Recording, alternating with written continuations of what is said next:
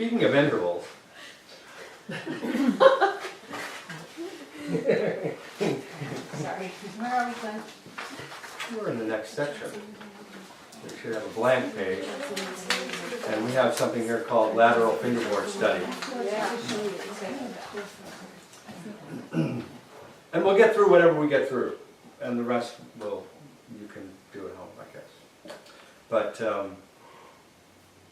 so, this kind of speaks to what some of the discussions we were just having about patterns versus notes versus bringing up things that maybe are or are not necessary for the person's progress in terms of what they're actually playing, the time one has, and so on. When we teach, we very often gather from our previous experience or lack thereof. And I don't know how many other people were in this position, but I certainly know that I was in plenty of situations, particularly after I got out of college, where I realized I really didn't know very much, you know, in terms of understanding the fingerboard. And I'm still learning. And I guess when you were growing up, we all had wonderful teachers, I'm sure. I had a fantastic teacher growing up, a couple of teachers growing up. And I know they probably told me all this, but I'm not sure I grasped it.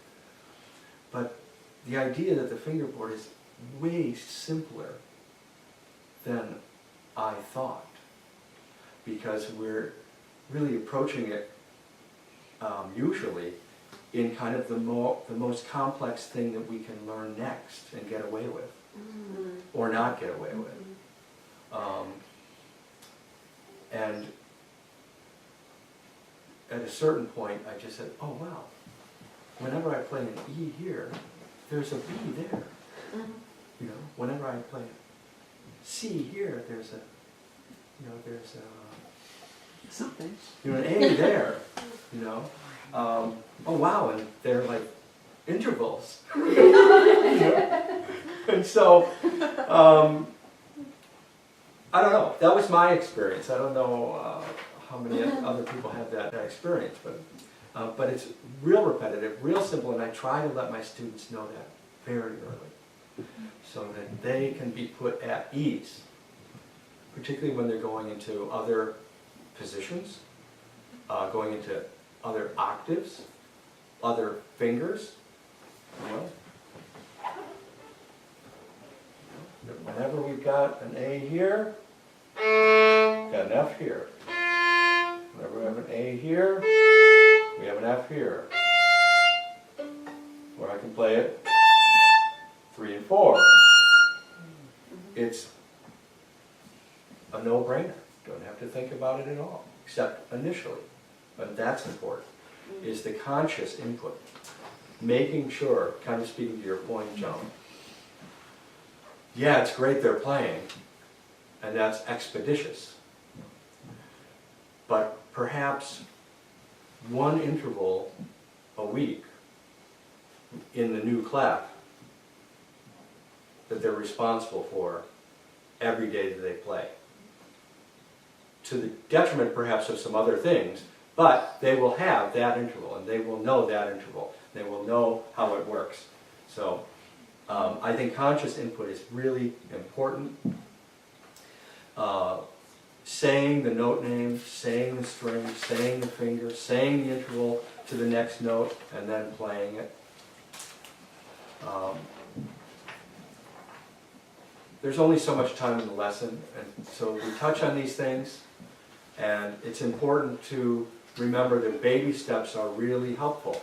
The sense is, don't be afraid to mention things in the lesson that you know they probably don't know. They'll either ignore you or ask a question, and then, or you just let it go because you know you're going to attend to it again, and you're planting a seed. If a parent is concerned and used too big a word, just explain, I'm planting a seed. We're going to come back to that word. And the student doesn't even have to worry about that word. it's already back here. Augmented. Okay, moving on, right? So, on the conscious input front,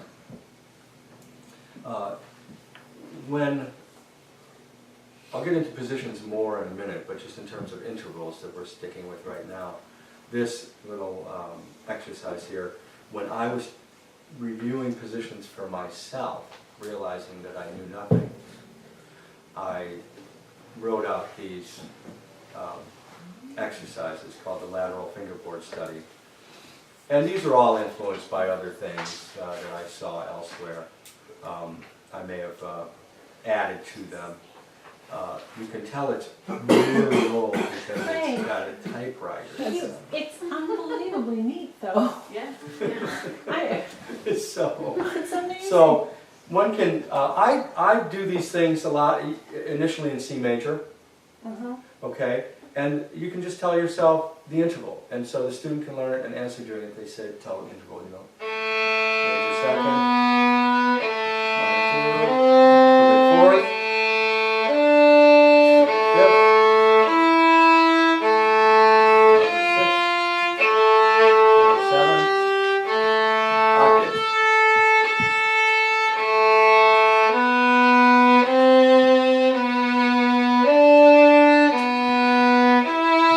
Tritone.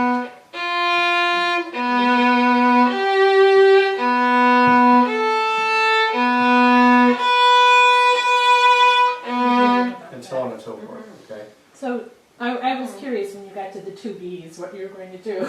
Right. If you were going to do some amazing extension or what. Well, that's why I Because of put the 2 slur. and 2 there to help them, because there's always going to be a tritone somewhere if you're going to stay in the same key. Yeah, and the octave too. I was You stayed in curious about position. the octave, but you Yeah. didn't go out of position. No, the whole idea is to be playing in one position. Okay. Right, that's the idea. So it's lateral motion from side to side. I do lateral this way, and vertical this way, and horizontal this way. Not everybody describes it that way, but that's what I do. Lateral is string to string, up and down is horizontal, and then vertical is The fingers going up and down Right. with fingers.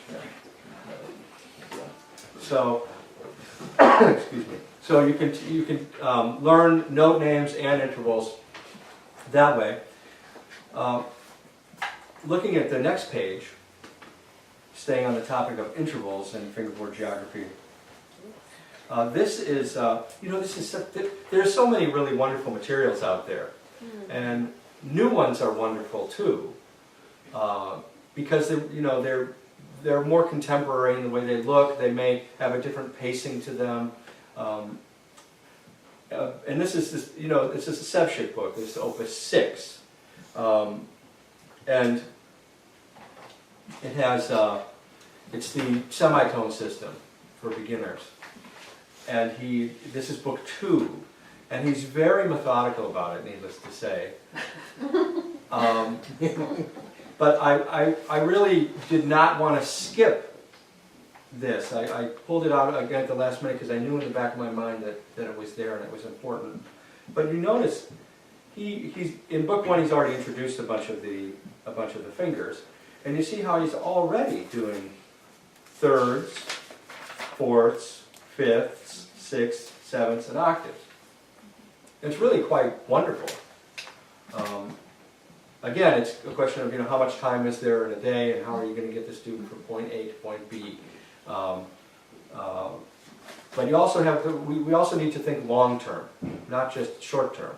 Doing a couple of pages like this with a student as early on as is realistic can really, I think, cement that idea that we're thinking in intervals. And I'm going to take these 2 pages to the studio and keep them handy, because I have not had them handy. So, Clay, can I just give you about a 5-minute warning? absolutely, I have my watch here. Awesome. Yeah.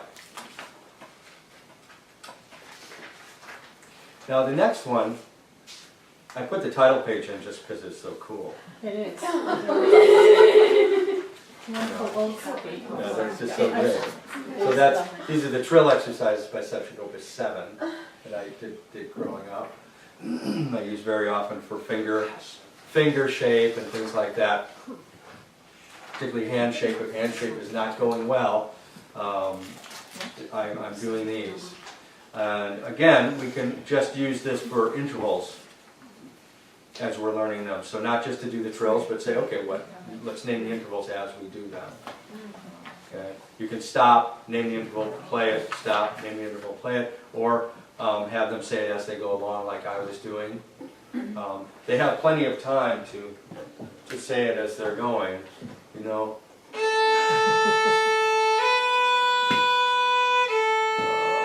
Major second, you know, so there's plenty of time as they're putting their fingers down to figure that out.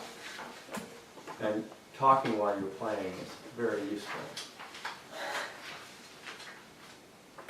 Okay, so here's Barbara, and it's another case of, it's wonderful that somebody has kind of taken the ideas that many of us have and has codified it for us, finally.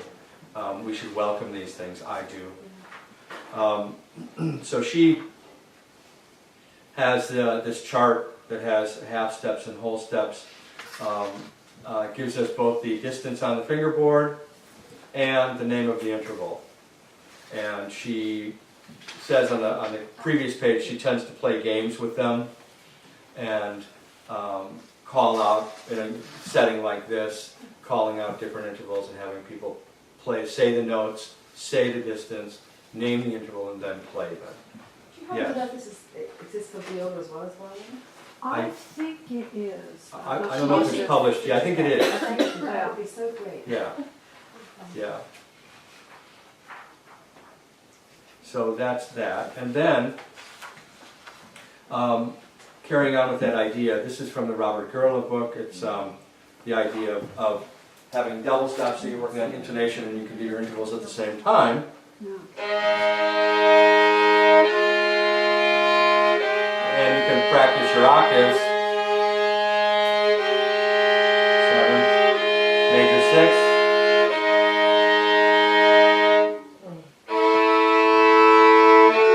You can get ready for a Szymanowski, nocturne turn top.